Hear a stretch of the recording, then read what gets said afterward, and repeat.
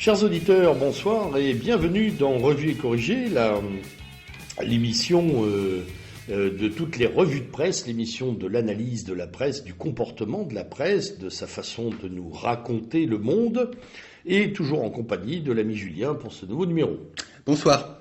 Alors, évidemment, on va pas pouvoir l'éviter, il est là, il est passé, on en avait déjà longuement parlé, nous allons ouvrir cette émission par le Brexit et surtout l'analyse, voire les délires qui tournent autour des résultats du référendum. Oui, on peut pas faire autrement. C'est vrai que quand on avait programmé cette émission avec le lieutenant il y a quelques jours, on ne connaissait pas évidemment le résultat du scrutin de nos amis britanniques. Et en fait, on est un petit peu coincé, quoi, parce qu'on est obligé de regarder ce qui se passe depuis ces quelques jours. Moi, personnellement, pour des raisons qui me sont tout à fait propres, je côtoie le milieu de la presse depuis longtemps, bien sûr de l'extérieur, mais pendant très longtemps de l'intérieur. Et je suis tout de même sidéré par le comportement des journalistes et le phénomène général d'hystérie qui se produit autour de cette histoire. Le Brexit est devenu une forme d'apocalypse, même si nous savons très bien que le débat se pose plus sur des questions politiques que sur des questions économiques. Et quand on voit certains comportements de journalistes, on reste médusé. Je lisais ce matin dans un grand quotidien du soir un article. Alors cet article était de Luc Vinogradov. Voilà, Luc Vinogradov, il faut s'en souvenir. Ce garçon explique que après le Brexit, les Anglais et donc d'une façon générale les Britanniques vont moins bien manger. On en est là, on en est à ce truc-là, quoi. C'est-à-dire que les pauvres. Non, mais en plus, je rigole pas. Tout le monde peut aller voir cet article sur lemonde.fr. Donc le Brexit va engendrer sans doute un problème de malnutrition en Grande-Bretagne, ce qui est franchement, là on tombe dans le ridicule. On tombe dans le ridicule. Alors le ridicule, il est pas que là. Hein. On en a eu d'autres exemples. Moi, j'ai vu une tribune tout à fait scandaleuse, parce que je crois que le terme n'est pas. On est tellement dans l'effarement avec tout ce qui sort que effectivement c'est un scandale globalement. Voilà. Ah oui, non, là la tribune de Bernard-Henri Lévy parue dans Le Monde sur l'étrange référendum est un monument. Enfin, je veux dire, c'est un monument de haine, tout simplement. Enfin, alors, justement, tiens, un petit mot, parce que BHL s'est quand même pris lourdement les pieds dans le tapis sur Twitter, puisque dans la nuit précédant, enfin en plein milieu de la nuit d'ailleurs, tardivement, juste avant le résultat, il avait dit le Remain est en tête, c'est un coup dur pour tous les racistes, les xénophobes, les nationalistes d'Europe, on va pouvoir liquider tout ça et enfin construire une belle Europe. Bon, alors là, oui.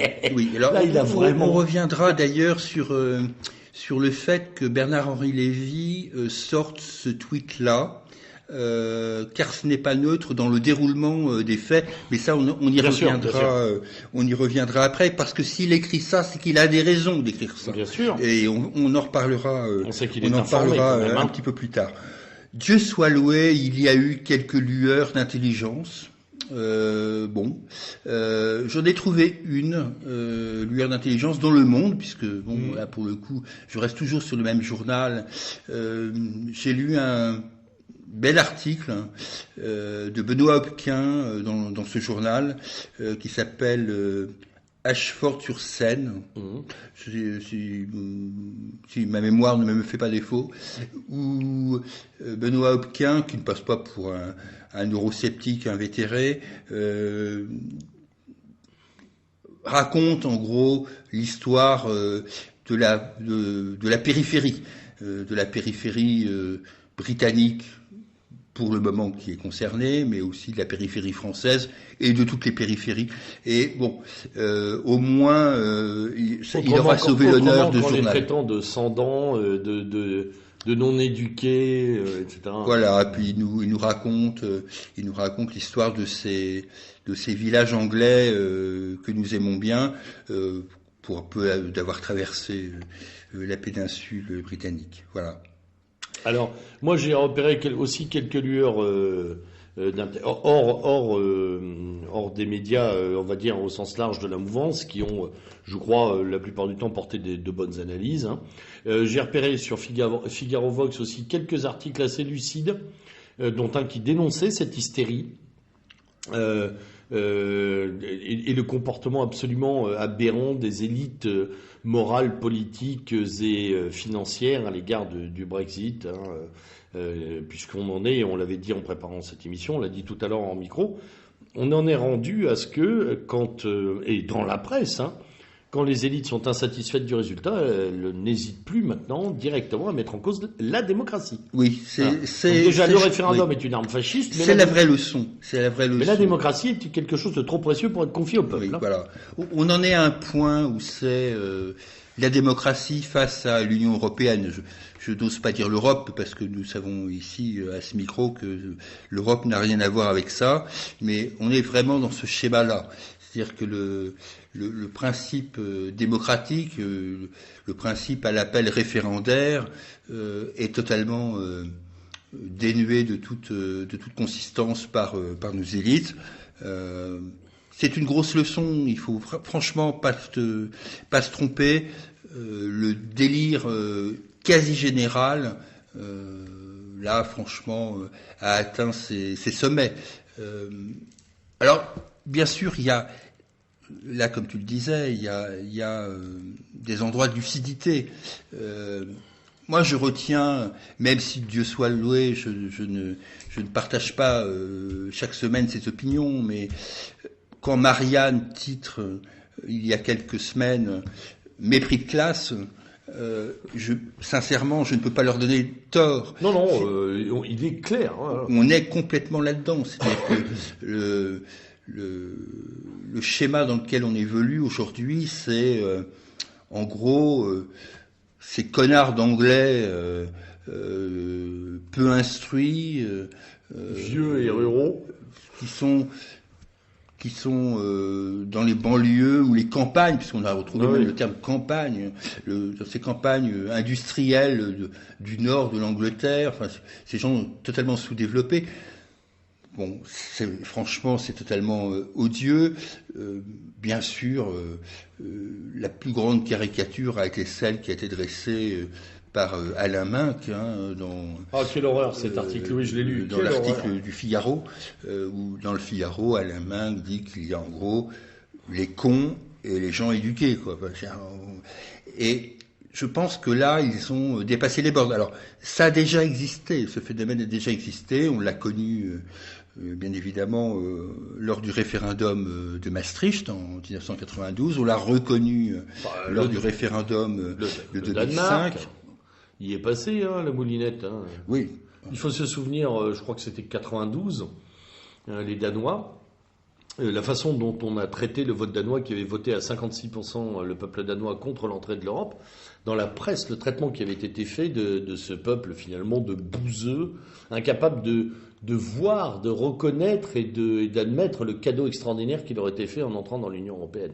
Tout à fait. On est en plein délire là-dessus. Oui, il y a un vrai délire qui dépasse, pour moi, mais je peux me tromper, mais qui dépasse pour moi les bornes qui avaient été jusqu'ici peu franchies. Alors bien sûr, dans le camp européiste classique, il y a des voix de de raison. Je vais être très franc. Je trouve que quand ce n'est pas du tout mon camp, et ça ne le sera évidemment jamais, mais quand j'entends François Bayrou s'exprimer, ce n'est pas du tout mon camp. Mais je retrouve un peu de raison dans cette affaire. Mais quand j'entends d'autres, les Juppé et compagnie, s'exprimer sur le sujet, je suis on en totalement parlait désolé. Juppé qui dit que finalement le référendum, en temps de crise économique et sociale, est très malvenu. Ça n'est pas...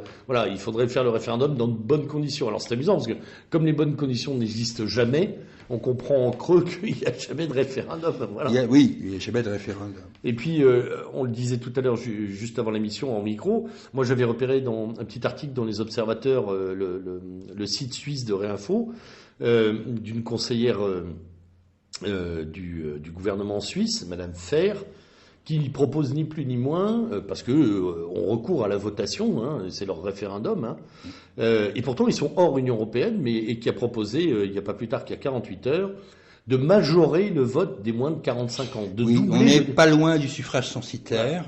Pour éviter le conservatisme. Oui. On fait voter les jeunes et leur voix compte double. Ouais. C'est assez ahurissant. C'est d'autant plus étonnant, et on va revenir quand on reparlera du déroulé de l'affaire, mais c'est d'autant plus effarant parce que, en fait, ce vote des jeunes pour le Remain n'est absolument pas avéré. En fait, on n'en sait absolument rien, tout simplement, et on en parlera tout à l'heure compte tenu du déroulé. Mais on ne sait pas ce qu'ont fait les jeunes britanniques, en fait, puisque il semblerait, d'après ce qu'on a pu comprendre, que 66% des jeunes de 18 à 25 ans soient allés à la pêche ce jour-là. Donc on en reparlera, je ne veux pas déflorer le sujet, sur le déroulé de l'affaire du Brexit au niveau de la presse. On en avait parlé d'ailleurs pour l'Autriche il y a quelques semaines, où le gouvernement autrichien, il y a quelques années, avait abaissé la majorité électorale de 18 à 16 ans, espérant faire du vote jeune un vote pro-régime, et c'est l'inverse qui se produit d'ailleurs. Les jeunes votent massivement pour les partis populistes de droite. Oui, comme on le voit d'ailleurs aussi en Hongrie, et même en France, en Slovaquie. Pour ceux qui votent, et là tu as raison, pour les jeunes qui votent, parce qu'il y a de plus en plus de jeunes qui ne votent pas. Voilà. Alors, Brexit. Oui, alors revenons au Brexit et à son déroulé tu voulais depuis faire notre un dernière avant, émission. pendant, après. Voilà. En fait, cette affaire est intéressante en termes de communication. Là, je parle de communication parce qu'évidemment, c'est par là que ça se passe au niveau de ce qu'on peut lire dans la presse écrite ou audiovisuelle, bien sûr. En fait, il y a eu une première phase qui est la phase évidemment avant le vote. Il faut se souvenir qu'avant le vote, ça a été, et on l'avait dit sur cette antenne, ça a été assez calme. Ça a été assez calme, on va dire, jusqu'au 10 juin. Assez calme, je veux dire par là que... En mode britannique, c'est-à-dire une belle imprécation. Oui, voilà, donc faites pas les cons les gars, déconnez pas, de toute façon vous allez à la faillite si vous votez ça, mais c'est resté assez light, quoi. Tout s'est accéléré, comme par hasard, avec le meurtre de Joe Cox. Je rappelle sans tomber dans un complotisme exacerbé. Non, mais il y a quelques bonnes bios qui sont sorties sur Joe Cox qui ont un peu dessillé aussi pas mal de gens. Oui, voilà. Donc sans tomber dans un complotisme de bas étage, l'assassinat de Joe Cox une semaine avant l'élection rappelle évidemment à tous ceux qui ont un peu de mémoire l'assassinat de Anna Lindh en Suède 3 jours avant le référendum sur l'euro en Suède. Il y a eu là un mouvement tout à fait étonnant dans la presse française, là, c'est notre sujet, où finalement cet assassinat était le gage d'une victoire du Remain. L'affaire était pliée pour eux. L'affaire était pliée. Alors, c'était pas évidemment, il pouvait quand même pas dire que c'était la divine surprise, pour reprendre un terme bien connu, mais on n'en était quand même pas très très loin, quoi. Et voilà. Donc, dans cette période, en gros, les 3-4 jours qui précèdent le vote, on a en gros une confiance dans la presse française, du Figaro, du Monde et de Libération. Ok, ils sont gentils, les gens du Brexit, mais c'est fini. L'affaire Joe Cox clôt l'affaire. Bon. Ce qui est intéressant, je dis juste un mot sur cette affaire, parce que l'affaire Joe Cox, curieusement, depuis, on n'en parle plus. Non. On n'en parle plus du tout. On n'a jamais beaucoup parlé aussi d'une autre personne que, personnellement, j'aurais bien aimé voir mise en lumière. C'est Brendan Cox. Son mari. Qui est son mari. Et qui n'est pas un inconnu, loin de là. Et voilà, qui est loin d'être un inconnu. Brendan Cox, bon, qui évidemment était certainement effondré, ça, c'est pas le problème, mais il a été peu mis en lumière, alors que on sait que ce garçon, qui est un harceleur sexuel d'une association qui s'appelle Save the Children en Angleterre, avait quand même quelques problèmes, au-delà d'être un militant d'extrême gauche, etc. Donc, un petit parallèle avec le mari de Madame Goss. Voilà. Donc tout ça est un peu compliqué. Tout ça est lié au fait que tant Brendan Cox que Joe Cox étaient des proches de Gordon Brown. J'aimerais bien qu'un jour on ait un petit peu plus de lumière sur le sujet. Bon, je vais m'arrêter là. Arrêtons avec le complotisme et passons à la deuxième phase. Ouais, non, mais ce que je disais juste avant de passer à la deuxième phase, pour compléter la tienne, c'est que autant la presse française était presque sereine, autant dans la presse britannique, ça n'était pas le cas. C'est-à-dire qu'on a traité le cas Joe Cox avec beaucoup d'emphase, etc., de tristesse, mais on le décoaptait complètement de l'évolution des sondages. C'est-à-dire qu'il y avait quand même la presse britannique sur ce plan-là a quand même pris une précaution verbale que n'a pas eu la presse française. Tu as tout à fait raison, et le comportement de la presse britannique, d'une façon générale, dans cette affaire du Brexit, devrait nous donner quelques leçons. Car enfin, la presse britannique a été partagée, mais correctement partagée entre les partisans du Brexit et les partisans du Remain, d'une façon que nous, on ne connaît pas en France. Non, absolument pas. Dans des référendums comparables, dans des schémas électoraux comparables, l'unanimité de la presse française se fait pour un camp, et l'autre camp n'a pas voix à la parole dans la presse. Et quand je dis la presse, c'est la presse évidemment écrite, audiovisuelle et radiophonique. C'est toutes les presses. En Angleterre, quand on voit le Sun titrer ce qu'il titre pour le livre, qui quand même, le Sun, il est ce qu'il est, mais c'est un titre qui diffuse à 3,5 millions d'exemplaires tous les jours. Il faudra d'ailleurs s'interroger pourquoi Rupert Murdoch a choisi le camp du livre plutôt que le camp du Remain. C'est une question auquel personnellement, je ne peux pas répondre. Question qu'on peut corréler à pourquoi la City a si bien vécu le livre. Voilà, tout à fait. Pourquoi certaines banques ont très bien vécu le truc, et on va en reparler. Et ça va tellement mal que toutes les bourses ont repris une hausse au bout de 48 heures. Hein. Oui, on nous promettait l'apocalypse. Donc voilà, donc on est avant le vote dans un schéma où voilà, ça va aller quoi les gars quoi. Alors, il y a une autre phase qu'on connaît moins, qui est la phase du jour du vote. Parce que le jour du vote, théoriquement, il se passe rien. Il se passe rien pour le pleu moyen, mais il se passe beaucoup de choses pour les gens qui suivent un peu l'affaire, et évidemment pour nos amis britanniques et pour ceux qui s'intéressent au sujet. Comme je l'avais fait pour la votation, l'élection, autrichienne, donc j'ai passé mon temps sur les sites anglais et sur les sites français boursiers. Il faut bien se souvenir que le 23 juin, la bourse monte. La livre est confortée, c'est-à-dire la bourse prend 2% et la livre progresse. Ce qui veut dire concrètement que les sondages, puisqu'il ne faut pas se tromper, toute cette journée-là en Angleterre ou en Grande-Bretagne est remplie de sondages qui sont pilotés par les hedge funds. Ces sondages donnent le Remain. Tous donnent le Remain. Et la bourse progresse. Alors, là, il y a une vraie interrogation. C'est-à-dire que soit ces sondages sont pilotés pour je ne sais quel intérêt pour produire une fausse nouvelle, soit, comme je le pense personnellement, les sondeurs anglais sont incurablement mauvais. Bon, parce que je ne veux pas là non plus tomber dans le complot. Général, non. Les sondeurs en général. Oui. Parce que les Français aussi se trompent souvent. Bilan des courses, phénomène d'autosuggestion ou pas, je ne sais pas, j'en sais rien. En fin de soirée, début de nuit, l'ensemble de la classe politique française, voire britannique, pense que c'est le Remain. Tout le monde l'y croit. Et à un moment, le réel rattrape.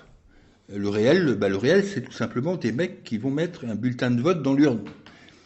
Et là, il y a un phénomène totalement étonnant. C'est-à-dire que, est-ce qu'il y a eu manipulation ou pas? Et on arrive au lendemain. Moi, j'avoue, très honnêtement, quand je vais me coucher le jeudi soir, je pense que c'est mort. Ah oui, moi aussi. D'ailleurs, on s'est vu à ce moment-là. On était à peu près persuadés que c'était foutu, quoi. Ouais. Bon, voilà, Joe Cox a été la brebis sacrificielle. Et ben non. Le lendemain matin, on s'est réveillé avec étonnement, quand même. On s'est réveillé étonné. On s'est réveillé étonné. Alors. Preuve que nous aussi, on est impacté par.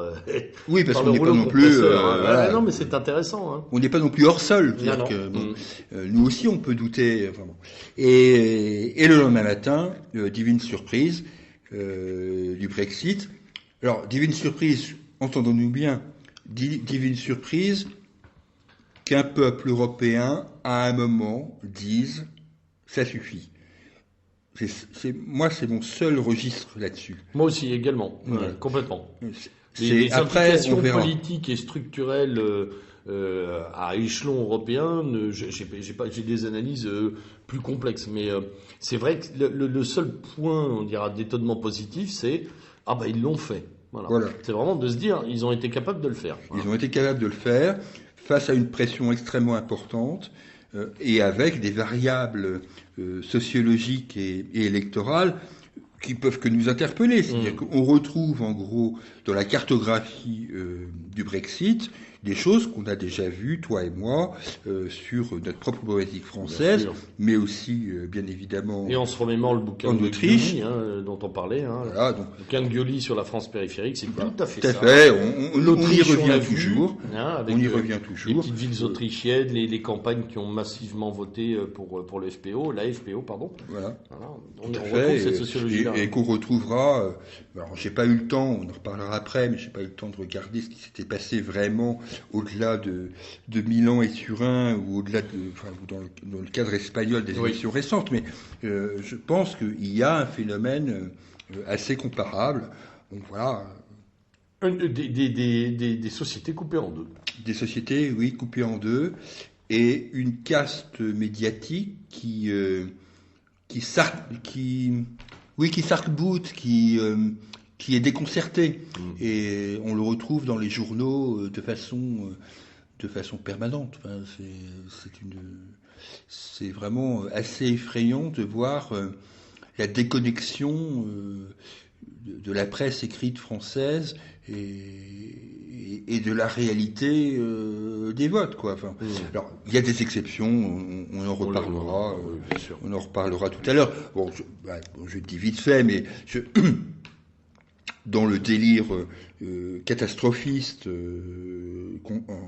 concernant l'économie de la Grande-Bretagne, je dois reconnaître que un garçon comme François Langlais sur RTL, alors je ne sais pas sur TF1 ce qu'il a dit, parce que des fois ça varie suivant la chaîne, mais sur RTL, je dois reconnaître que François Langlais, dans son analyse économique, je ne parle pas politique, a été extrêmement mesuré sur cette affaire du Brexit. Il est tout à fait correct. Voilà, il n'a pas dit qu'il y avait une puits de sauterelle sur Londres. Enfin, voilà. Donc il y a parfois des comportements quand même qu'il faut saluer. Bon, évidemment, je mets de côté les Alain Duhamel, les compagnies. Oui, les hystéros habituels, Askolovitch et tous les autres. On en a un bon paquet d'ailleurs. Alors, on venait de traiter l'après. On peut parler un peu plus largement de cette pratique référendaire finalement. Oui. Qui a connu une embellie depuis une dizaine d'années, mais qui risque fort d'ailleurs de disparaître. En fait, c'est... Il y a une remise en cause, on va dire, quasi unanime de la part des élites européennes du mode référendaire. C'est en gros, la rhétorique sur le référendum, c'est salaud de pauvre, quoi. Oui. Faut dire les choses comme elles sont, quoi. Le peuple n'a pas à s'exprimer. La façon dont tu le disais, Alain Juppé, pour prendre ce qui sera sans doute, j'en ai peur, le prochain président de la République. Très possiblement. Oui. C'est une possibilité, on verra ce qui se passe, mais la façon dont ce type de personnage traite le vote populaire laisse évidemment méditatif. C'est-à-dire que il va y avoir, la pratique référendaire devient quasiment criminogène. On en est là, quoi. Populiste d'abord, puis criminogène maintenant. Oui, voilà. Ça va très vite d'ailleurs. En une semaine, on est passé d'un il y a un doute légitime sur la pratique référendaire qui peut confiner au populisme à, en cette fin de semaine, une charge quasi directe qu'il faut supprimer les référendums. Oui, c'est-à-dire qu'en fait, ce qu'on dit depuis longtemps, c'est-à-dire que le fait de condamner le populisme, c'est condamner le peuple. Finalement, ils sont en train de l'incarner dans ce qu'ils sont en train de dire. Quoi. C'est le peuple n'a pas à parler, puisque de toute façon, quand on le voit dans l'affaire anglaise, qu'est-ce qu'on nous raconte dans l'affaire anglaise? On nous raconte que Londres va faire sécession. Et encore, il y a une pétition pour ça. La pétition signée par 22 000 Nord-Coréens. Truffé de faux signataires. Hein. Oui, les faux signataires. On est dans un truc totalement aberrant où on met en balance... De falsification démocratique, il faut le dire. Oui, c'est la falsification totale. En plus, on nous met en balance le vote écossais et le vote anglais. J'ai beaucoup de sympathie pour l'Écosse, c'est pas du tout le problème. En poids démographique, je suis désolé, c'est pas pareil. Non. On parle pas de la même chose. Ou le poids, alors là après, évidemment, ça touche à ma fibre. C'est-à-dire que quand on me dit, l'Irlande du Nord pourrait faire un référendum. Alors pour le coup, tiens, celui-là, il aurait de la valeur de référendum. Il est autorisé, pour la réunification. Évidemment, celui-là. moi, en tant que militant nationaliste et de la cause irlandaise, comme tous les militants nationalistes français, évidemment, je suis touché. Enfin, c'est pas le sujet. Non. C'est pas le sujet.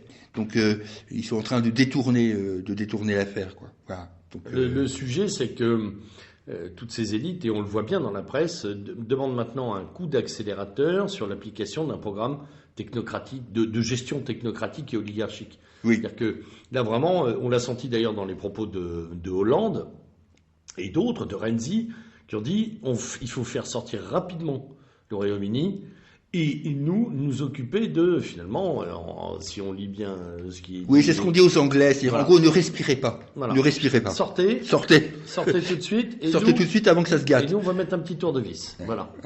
Et le tour de vis, on le connaît. Il y aura une plus forte intégration européenne, ce qui veut dire encore moins de démocratie populaire. Voilà. Oui, c'est... Alors, de cette affaire, au niveau de la politique française, il y a quand même des choses qui peuvent être intéressantes. Moi, j'ai lu des articles très intéressants de Jacques Sapir sur l'affaire. Je ne peux pas ne pas écouter... Une petite vidéo d'Étienne Chouard aussi qui n'est pas inintéressante. Étienne Chouard, tout à fait. Ouais. Je ne peux pas non plus ne pas écouter les propos de Jean-Luc Mélenchon sur la distance. Ça serait... Il n'est pas de nos amis, nous le savons. Non, puis surtout, on n'a pas à le démontrer. Mais à un moment, des ardents défenseurs de Maastricht. Hein. Oui. Voilà. Quand il était sénateur. On sait son histoire. Maintenant, je ne peux pas non plus lui faire le procès de ne pas se remettre en cause. Ah non, il y a que les cons qui changent pas d'avis. Hein. Voilà. Donc, quand il dit aujourd'hui, je remets en cause les traités européens, etc., qu'il tient un langage sur l'immigration qui n'est pas du tout un langage qu'il a tenu pendant des dizaines d'années, j'écoute. Je ne peux pas non plus être borné. Alors, est-ce que tu ne crois pas que ça peut participer d'une stratégie alors moi j'y ai réfléchi, j'étais très étonné aussi par le discours, d'ailleurs très relayé dans la presse avec beaucoup d'appréhension, hein, parce que la presse, enfin, j'ai entendu des commentateurs hier avant-hier sur France Culture qui disaient que les discours de Mélenchon étaient devenus très limites sur l'immigration. Ne vous inquiétez pas, chers auditeurs, hein, il n'est pas encore tombé dans une critique en règle, mais effectivement il y a eu un basculement, et j'observe que ce basculement, en tout cas à mes yeux, ça pourrait être une sorte de contournement par la gauche de Valls qui, lui, s'en va à droite. Mais par une gauche qu'on avait un peu oubliée, cette gauche patriote qui de nouveau ressurgit, qui n'est pas juste une gauche anti-système. Alors, est-ce que c'est un jeu, une stratégie, oui, c'est pour ça que je disais que intéressé. C'est pour ça que je faisais référence à l'article de Sapir, oui. Qui est sur le sujet. Sapir explique les problèmes de la gauche actuelle avec la nation. Et n'oublions tout de même pas que la gauche et la nation, historiquement, sont très liés. Enfin, bien sûr. C'est qu'on n'a pas compris grand-chose, quoi. Donc, et de voir Mélenchon, ancien trotskiste, partisan de Maastricht, dire ce qu'il dit là, ça serait injuste de ne pas l'écouter. Bien sûr, on est bien d'accord. Je ne dis pas de le... Et d'observer également le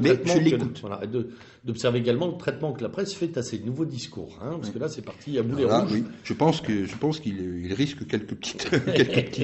Il va être à mon avis un peu moins invité sur les plateaux de télé, parce que c'est toujours un gage d'écoute et de védétariat. Mais c'est vrai que là ça bascule un peu. Et on a en fond, parce que je crois que ça a été soulevé par un chroniqueur de RTL d'ailleurs, on a en fond une espèce de résurgence d'un chevènementisme qu'on croyait éteint. Hein, voilà. Il y a un spectre chevènementiste qui renaît. D'ailleurs, on revoit Chevènement sur les plateaux télé. On le voit chez Bourdin hier. Oui, il y a on ne peut pas nier qu'il y a une gauche nationale, disons ça rapidement. Bien sûr. Oui, elle existe. Elle avait disparu. Et j'avoue que quand j'écoute Manuel Valls et tous les autres à l'Assemblée nationale hier, avoir des trémolos dans la voix sur le discours de Philippe Séguin au sujet du traité de Maastricht en 1992, je suis comme Éric Zemmour, c'est-à-dire que je reste pantois, c'est-à-dire que comment ces gens-là qui ont traité Philippe Séguin de moins que rien et pique-pendre, peuvent-ils aujourd'hui se raccrocher à sa défunte personne? Je suis... il y a un désarroi, je crois qu'il y a un désarroi. Mais ce désarroi amène aussi l'excès, c'est ce qu'on disait au tout début, une caste qui pète les plombs, quoi. Et qui veut employer la technique de la fuite en avant. Oui, tout à fait. Voilà, essayer d'accélérer tout ça. Et d'ailleurs, ce climat a aussi des résonances assez intéressantes sur les élections qui se sont déroulées dans cet intervalle, qu'on ne peut pas là non plus oublier, même si le Brexit a un peu tout éteint. Il y a eu des élections en Italie, il y a eu des législatives en Espagne, dont les résultats sont à commenter. D'ailleurs, la presse française l'a encore une fois plus ou moins mal fait. C'est ce qu'on disait, juste avant cette émission, c'est-à-dire que en fait, la séquence qu'on vit en ce mois de juin. Et d'une densité incroyable pour un mois de juin. Oui, le mois de juin et peut-être début juillet, quand nos auditeurs écouteront cette émission, c'est qu'en gros, la séquence du mois de juin, elle est actée sur trois choses. Elle est actée sur le Brexit, évidemment, avec la séquence qu'on a développée. Elle est axée sur la loi El Khomri. Oui. Et elle est axée sur l'euro. L'euro de football, je précise pour... Et au-delà de ça, il se passe rien. Sauf que c'est justement dans ces moments-là qu'il se passe des choses. Donc, et il y en a partout. Et il y en a partout. Alors, je reviens sur ce que tu disais. C'est effectivement l'affaire italienne, avec les le mouvement élections 5 municipales étoiles, en côté Italie, Grillo. à Milan comme à Turin, les victoires du mouvement 5 étoiles. Mouvement Rome, 5 Rome étoiles aussi. auquel la presse écrite française ne sait pas quoi dire. Ils ne savent pas quoi dire. Ils ne savent pas si c'est un Podemos italien ou si c'est un Front National italien. Enfin, je caricature. Bah oui, alors pour être très honnête, hein, puisque nous on en sait un tout petit peu plus, il mélange un peu des deux. Voilà. Il y a quand même des discours migratoires, enfin sur l'immigration qui sont proches de ce que l'on peut entendre dans les sphères du fond. Et puis il y a d'autres discours qui sont très très proches de ce que Podemos ou même Syriza un temps avait développé en matière de gestion économique. Je suis d'accord là-dessus, lieutenant, mais le problème, c'est que la presse française, elle ne sait pas. Ah la presse française se borne à dire que c'est que Grillo est le Coluche français. Voilà ce qu'on entend annoncer en permanence dans tous les articles. Voilà. Je l'ai entendu encore ce matin où un éditorialiste disait que c'était le monsieur au nez rouge. C'est donc, ça. Je suis pas sûr qu'il ait tout compris parce que. Non, surtout qu'en matière de clown. Virginia, machin, elle n'est pas au nez rouge. Ah non. Mais j'allais dire, surtout qu'en matière de clown, il y en a beaucoup plus au Parlement européen que chez Grillo, hein, des clowns. Mais donc voilà. Donc en Italie, ça a bougé. En Espagne. En Espagne, moi je suis désolé, je serais peut-être démenti dans les semaines à venir, parce que là, il y a des tractations. Mais pour l'instant, on est dans l'immobilisme total, puisque on a recommencé en fait. Parce que, en gros, à peu de choses près, les élections qui viennent de se passer reflètent les élections antérieures. Oui. Bon, allez, ok, d'accord, à 10 sièges près pour le Parti populaire ou à quelques sièges de moins pour Ciudadanos. Mais honnêtement, que dit la presse française sur le sujet? Absolument rien. Or, on est dans un schéma en Espagne proche, là pour le coup on s'en rapproche, de celui qui avait connu la Belgique, où on risque d'avoir un pays sans gouvernement. Que dit la presse française sur le sujet? Elle ne dit absolument rien. Elle n'avait pas dit grand-chose sur l'affaire belge. Hein. Non, elle n'avait pas dit. Non, d'ailleurs, elle s'en foutait complètement. Se bornant à analyser que finalement un pays pouvait très bien vivre sans gouvernement ou avec un gouvernement dit technique et de gestion des affaires courantes, c'est pas faux. Il y a une continuité de l'État. On sait qu'en France, ça pourrait même arriver. Chaque secrétaire général de ministère sait ce qu'il a à faire et pratiquement on peut s'appuyer sur des gens qui sont là depuis 20 ans pour gérer l'affaire. Mais là aussi, incapacité sur la situation italienne à montrer encore une fois que l'électorat italien bouge beaucoup. Hein, puisque si on prend les 20 dernières années de l'Italie, le nombre de partis qui ont disparu, qui ont été refondés, qui ont été fondus, renommés, réhabités, puis disparus, enfin c'est une valse incroyable, là-dessus aucun traitement. Et en Espagne, c'est à peine si on a vu que la gauche unie et Podemos s'étaient fondus en un seul parti, enfin en une seule plateforme électorale. Qui s'appelle Podemos Unidos, et en espérant faire un gros carton qu'ils n'ont pas fait, puisque ce sont les conservateurs qui gardent une courte majorité, mais relative, mais qui arrivent en tête. Voilà. Non, c'est très mal traité. Hein. C'est un traitement de la presse. C'est-à-dire que c'est là où il y a un vrai problème, c'est-à-dire qu'on nous balance en permanence l'ouverture à nos amis, nos voisins européens, mais dès qu'on rentre dans les sujets européens concrets, que ce soit l'élection italienne ou l'élection espagnole, ou demain, je ne sais quelle élection, en fait, dans la presse française, il n'y a rien. Il n'y a rien et c'est pas traité. Non. Et d'ailleurs, ce qui est intéressant, c'est qu'il y a une mode qui s'est installée ces dernières années, notamment en radio-télé, qui est celle de convoquer un plateau de journalistes étrangers, correspondant à Paris de leurs grands médias, la plupart du temps des grands journaux, Corriere della Sera, Allgemeine Zeitung, etc. À chaque fois, on vous prend un panel de 3-4 mecs qui ont dit qu'est-ce que vous en pensez. On n'a pas d'analyse, on est sur de l'opinion.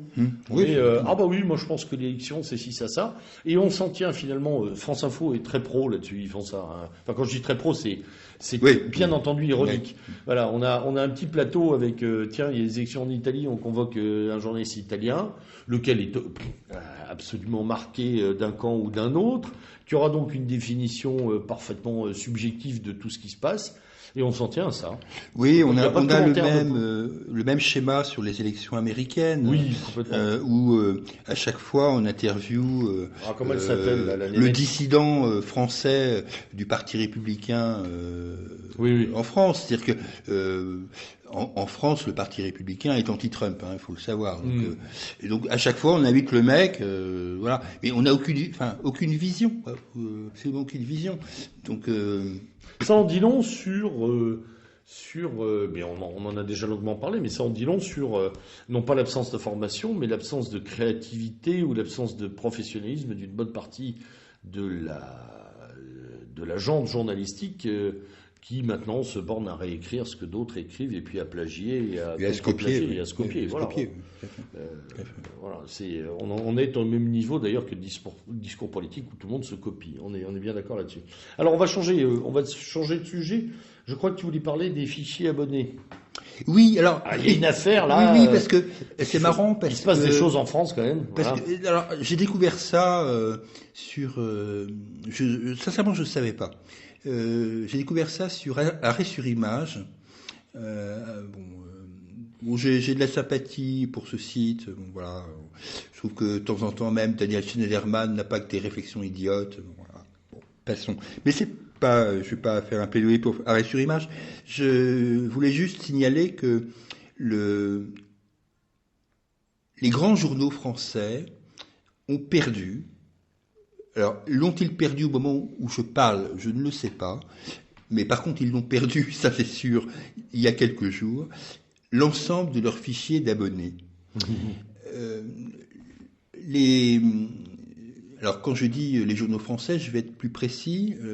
Il s'agit là du Figaro, de Libération, des Échos et de Valeurs Actuelles, qui ont sous-traité la gestion de leurs abonnés à une société qui s'est fait soit pirater, soit à mal gérer l'affaire technique des abonnements. Mais du coup, aujourd'hui, si tu es directeur des abonnements au Figaro ou aux Échos, enfin j'ai testé sur les Échos pour être très clair, et ça vraiment ça marche pas, et là tu peux pas t'abonner parce que tu as disparu complètement. Tu n'existes plus. Et il y a un vrai gros souci, quoi. Alors, évidemment, dans la presse écrite française, de ce sujet, on ne parle pas. Parce que c'est quand même, là, c'est quand même un petit peu emmerdant. Donc, il y a plus d'abonnés au numéro que vous demandez, quoi. Et c'est ennuyeux parce qu'on peut pas facturer, enfin, ce qui est embêtant dans l'affaire pour ces journaux, c'est qu'ils ne peuvent même plus facturer leurs abonnés, quoi, tout simplement, tout bêtement. Donc voilà, c'était une petite curiosité. Je ne sais pas, sincèrement, je ne sais pas ce qu'elle deviendra, parce que il y a évidemment peu d'informations sur le sujet. Enfin bon, voilà, c'était un petit clin d'œil à ce fichier abonné qui s'est volatilisé dans quand même, en gros, la moitié de la presse française. Je précise que d'autres journaux comme Le Monde, par exemple, eux, ont toujours intégré la gestion de leurs abonnements et qui ne sont pas concernés par cette affaire. Mais alors, bon, ça fait du bruit dans le milieu, d'après ce que j'ai compris. On continue, on reste dans les pertes, petit clin d'œil à l'affaire Kerviel-Koubi. Oui, dont tu voulais dire un mot aussi. Oui, alors je voulais, ça fait partie des sujets justement qui ont été un peu camouflés par tout ce qu'on a évoqué précédemment. Il y avait une amorce pour Kerviel, c'était un peu remonté. Oui, voilà, la presse, ça a été un petit peu remonté.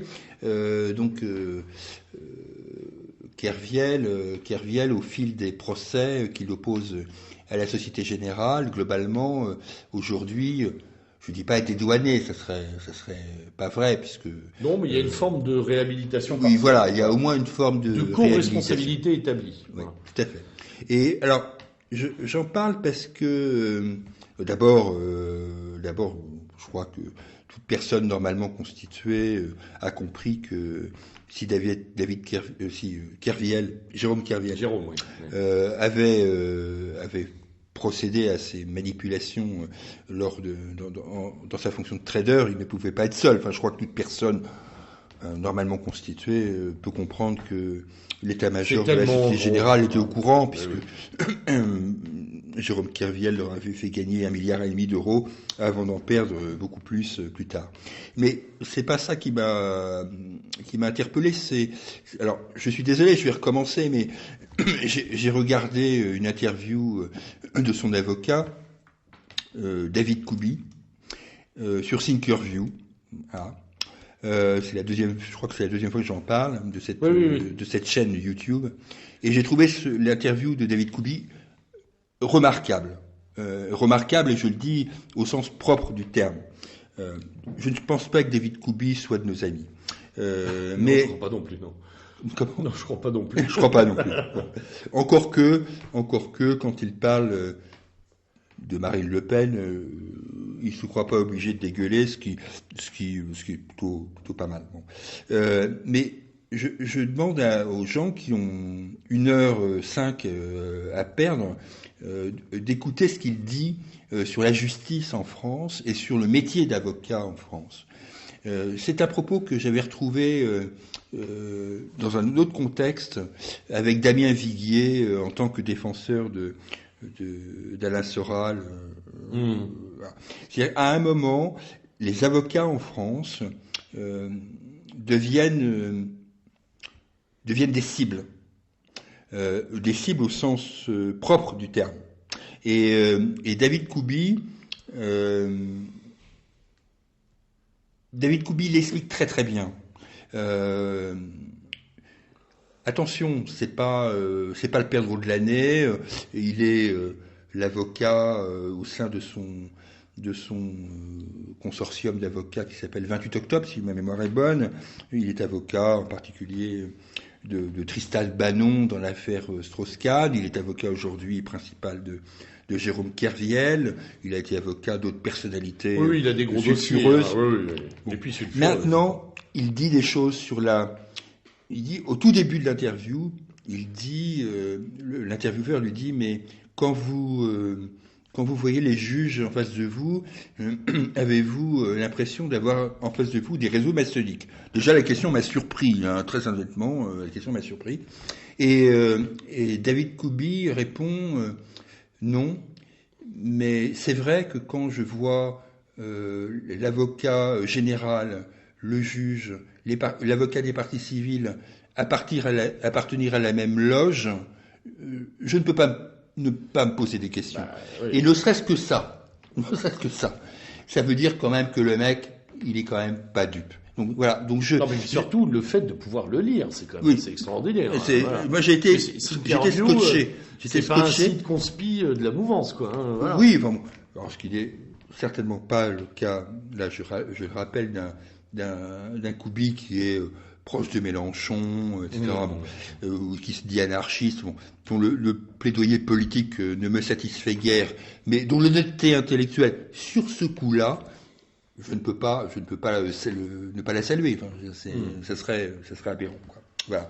Donc, l'affaire Kerviel, c'est aussi un truc qui est passé un peu sous le radar, mais dont on reparlera au mois de septembre, puisque il y a le prochain procès aura lieu au mois de septembre. Ça nous fera une belle bouchée à la rentrée, pardon. Oui, tout à fait. Ça va être très très intéressant. Alors on rebondit sur les affaires qui sont passées un peu en dessous du radar avec Canal+ et D8. Oui, alors énième épisode. Hein. Oui, là il y a vraiment un problème. D'abord, il y a un problème multiple, c'est évidemment la fuite de l'ensemble des animateurs de Canal+.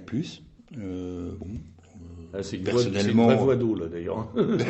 Personnellement, je ne vais pas la regretter. C'est plus une fuite, c'est une hémorragie. Là. Ah oui, c'est l'hémorragie. C'est-à-dire que de Maïtena Biraben en Yann Barthès, en passant par d'autres clampins qui quittent le navire, honnêtement, ça. Quelle que soit la rédaction, d'ailleurs, hein, sport, culture, tout le monde file. Tout le monde se barre. Personnellement, en tant qu'amateur de football, Le départ de Grégoire Margoton, par exemple, sur TF1 est assez emblématique. Bon. Et donc il y a un bouleversement, et il y a un autre bouleversement là aussi qui est passé un peu sous le radar, c'est que Bolloré, le père, a laissé la place au fils. Oui. Donc on n'en parle pas beaucoup, mais c'est quand même un petit peu étonnant. Donc en gros, pour faire rapide sur l'affaire Canal+ D8, c'est qu'il faut toujours considérer ces deux chaînes comme étant celles du même empire. Donc ce qui se passe, pour faire rapide, c'est que Canal+, c'est du crypté, D8, c'est du clair. Oui. Et il y a un transfert. Et voilà. Et donc tout va jouer là-dessus. Oui. Et qu'aujourd'hui, l'empire Bolloré va investir sur D8 avec des foudres de guerre que nous apprécions évidemment, comme Cyril Hanouna ou autres, ou Jean-Marc Morantini, parce que c'est ça, concrètement, c'est ça, pour faire monter en puissance cette chaîne qui, aux alentours des 7-8% de part de marché. Et qui est en croissance constante. Et là, aujourd'hui, ils n'en sont pas là. Mais ils vont tenter à être à 7-8%. Pour faire quoi? Soit pour progresser encore, première hypothèse. Deuxième hypothèse, pour que Bolloré vende. Donc voilà. Donc il y a un vrai remue-ménage dans le PAF. Et Canal+ D8 montre bien, entre autres, il n'y a pas que, on le voit aussi sur des chaînes publiques, on le voit sur Delphine Ernotte avec France 2 et France TV Info, etc., ou France Info TV, on ne sait plus très bien comment ça s'appelle. Il y a un vrai bouleversement. Moi, mon sentiment, c'est qu'il y a un peu de panique à bord. Et il y a un changement de modèle. Oui, et il y a un changement de modèle. Ça, on y reviendra, mais parce qu'il faut encore un peu de temps pour qu'il s'établisse. Oui. On avait, il y a quelques émissions, déjà esquissé les contours de ces nouveaux modèles télévisuels. On reviendra et on pourra décrypter d'ailleurs les nouveaux positionnements, parce que effectivement la TNT est devenue un enjeu. On n'aurait jamais imaginé que ça devienne un champ de bataille aussi dur. Mais on a une bascule là qui est très très intéressante. Oui, parce qu'on a des chaînes TNT qui parfois balayent en audience, balayent des chaînes traditionnelles. Bien sûr. Alors, sur le coup, évidemment, d'un match de foot ou je ne sais pas quoi. Bien sûr. Pour l'instant, c'est de l'événementiel, mais ça plante des drapeaux, des drapeaux de victoire sur le paysage audiovisuel, et ça incline le modèle sur un autre développement. Alors on y reviendra bien entendu. Qu'est-ce qu'on avait d'autre en soute? On avait les histoires de suppléments de presse payés par. Oui, c'était un truc que je t'avais écrit parce que c'est un truc on finit par s'y habituer alors que c'est un vrai scandale. Ceux qui achètent ou parcourent, peu importe, les journaux quotidiens nationaux voient apparaître, en particulier au Monde et au Figaro, des suppléments sortis de nulle part, vantant les mérites d'un pays. J'y pensais en lisant le Figaro récemment. Alors je ne sais plus le nom exact, je crois que c'était Global Section, le nom générique, qui était un supplément de 12 pages consacré à la Turquie.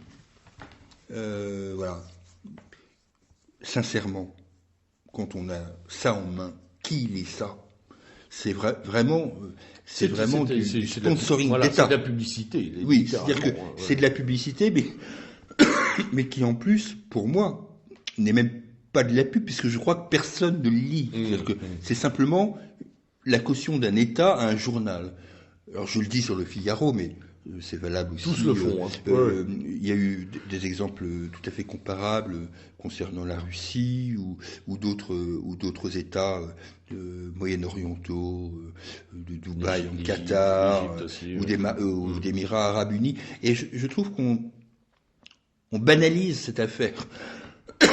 Il faut savoir que dans un journal comme Le Monde, ce type de publicité était, il y a 15-20 ans, tout à fait sujet à débat. On n'acceptait pas, comme ça, l'arrivée de publics rédactionnels payant et prenant autant d'importance dans la pêche-nation, parce que ça coûte de l'argent, cette histoire. Et en plus, personne ne la lit. Donc, voilà. Donc, je voulais et c'est valable aussi pour la presse hebdomadaire. Oui, bien sûr, ces opérations-là se répètent et ce sponsoring devient d'ailleurs un des moyens de financement. De plus en plus, régulier. On le voit même apparaître sur la presse audiovisuelle. Oui, on l'a dans tous les. On a dans tous les maintenant segments. de véritables petits films qui passent entre deux pubs sur l'Irlande, la Turquie d'ailleurs, hein, parce que l'euro, évidemment, Turkish Airlines est là, qui est, je crois, partenaire officiel de la compétition en plus. Hein. Donc là, on a vraiment une forme de matraquage. Ah oui, tout à fait. Oui. Complètement. Oui, Coca, bien sûr. Airlines. Ouais. Ça commence à devenir une règle. Alors, d'autres petites choses, coup de cœur, coup de gueule, puisqu'on arrive quand même sur le terme de notre émission. Voilà. Alors là, j'ai du coup de cœur et du coup de gueule. Bon, bah alors c'est coup bien. de cœur, alors on va commencer par le coup de cœur pour nous remettre un petit peu en phase. Coup de cœur pour un numéro, et c'est pas non plus la première fois que je le dis, pour un numéro de Géohistoire. Géohistoire a consacré un numéro sur Paris. Ah oui. Sur Paris en photo au travers le siècle, qui est un magnifique numéro. Bon, je laisse les auditeurs le feuilleter ou l'acheter, peu importe, en kiosque. J'ai été assez amusé, mais l'histoire est connue, mais amusé par exemple par bon, bien sûr, l'histoire de Picpus.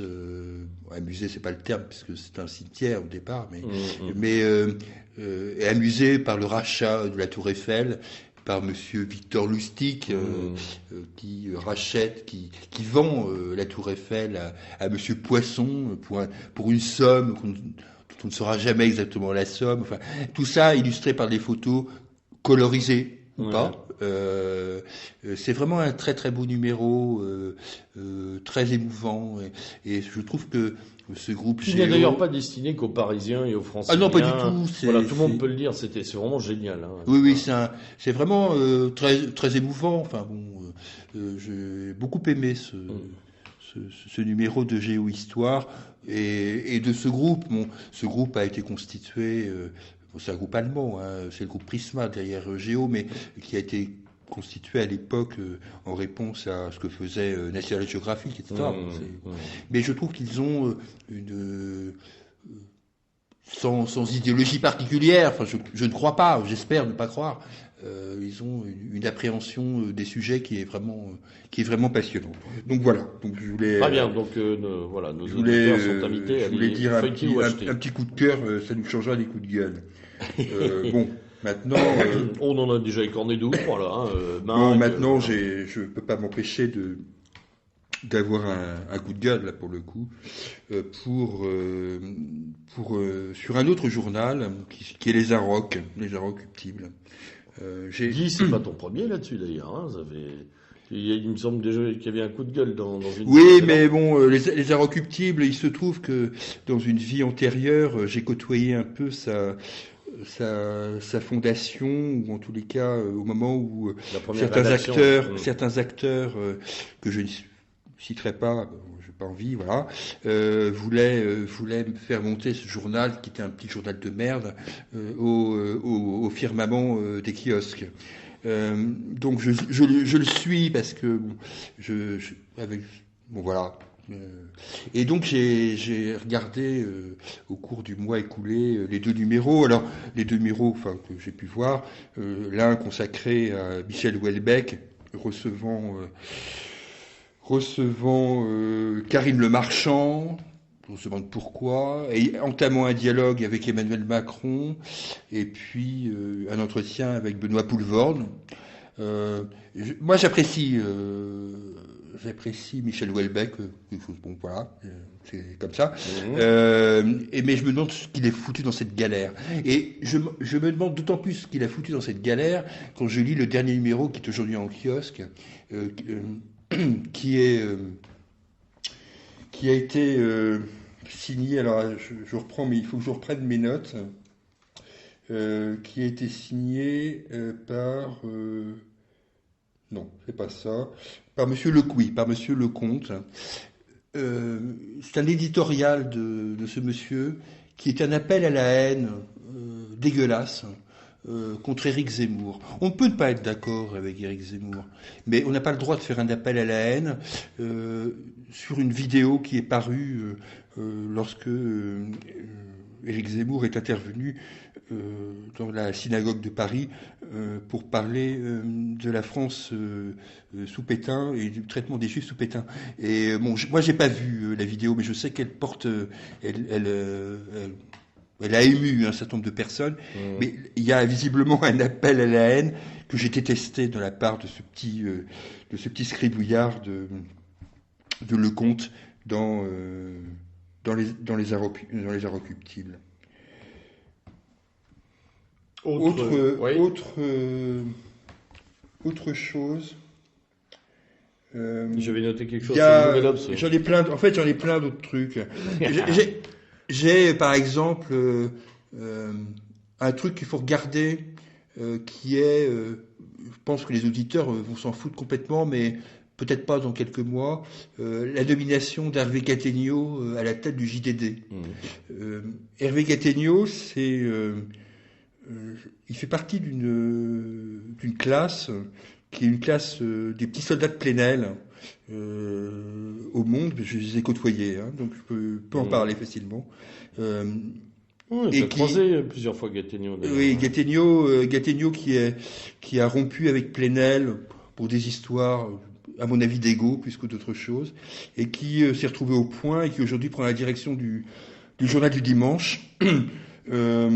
Ça me fait penser aux copains. Ça c'est une bande. C'est ça que je veux exprimer. C'est que il y a le troisième larron de la bande Plenel-Gattegno, c'est François Bonnet qui commet sur Mediapart un article totalement hallucinant sur le référendum dont on parlait au tout début, le Brexit, disant que c'était les forces les plus immondes de l'histoire qui avaient pris le pouvoir, mais qui à la fin de l'article s'en félicitaient. C'est des gens qui sont totalement à la dérive. Voilà. Un dernier truc, j'en aurais plein d'autres, mais j'ai lu ce matin un article de France TV Info signé de Valérie Gounet, qui s'appelle... Par contre, je vois pas qui c'est Valérie Gounet. Bon. Valérie Gounet, spécialiste... Ah si. D'accord. Spécialiste du révisionnisme, mais en l'occurrence, ce n'est pas du tout sur ce sujet-là qu'elle intervient, c'est sur la fondation du Front National, et elle dit, il y a un article qui m'a interpellé, qui dit et si le Front National était né le 28 juin 1973 ? Pour les auditeurs qui ont un peu de mémoire, le 28 juin 1973 est le jour de la dissolution d'Ordre Nouveau. En ce sens, Valérie Gounet n'a pas totalement tort. Non, c'est un des éléments constitutifs. Elle n'a pas totalement tort, et son article est relativement honnête. C'est-à-dire que moi, j'ai de la sympathie historique, comme beaucoup évidemment, pour Jean-Marie Le Pen et ce qu'il a fait pendant 43 ans, mais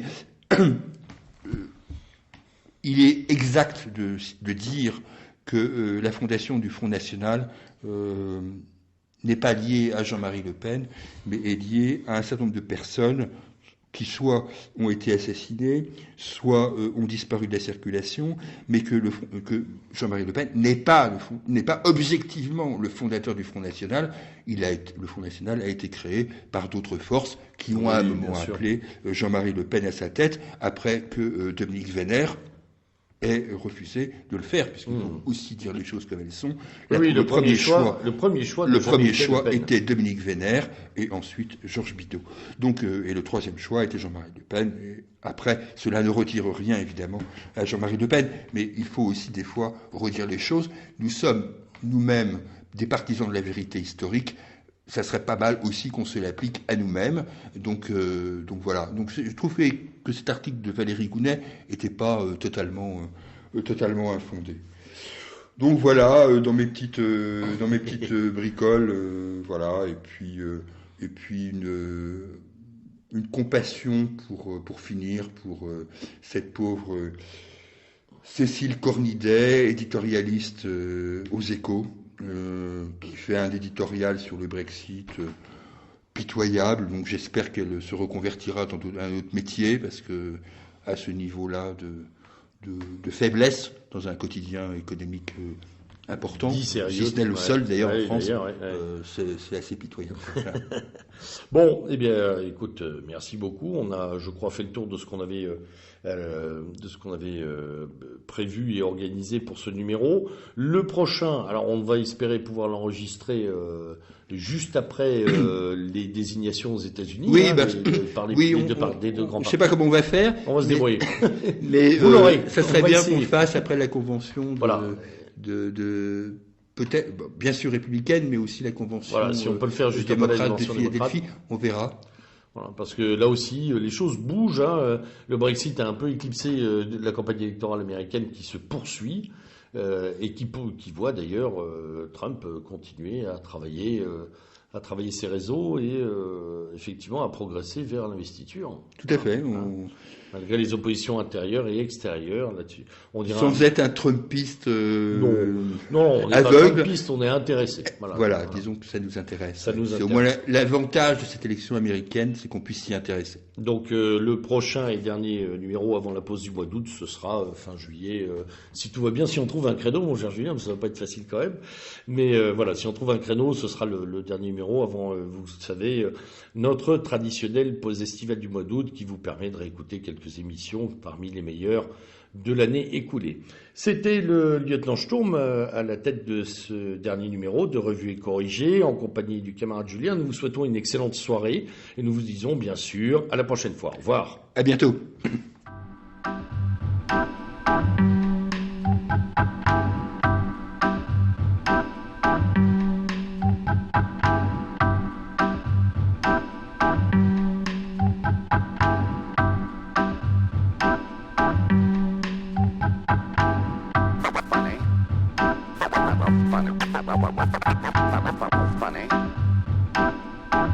Funny.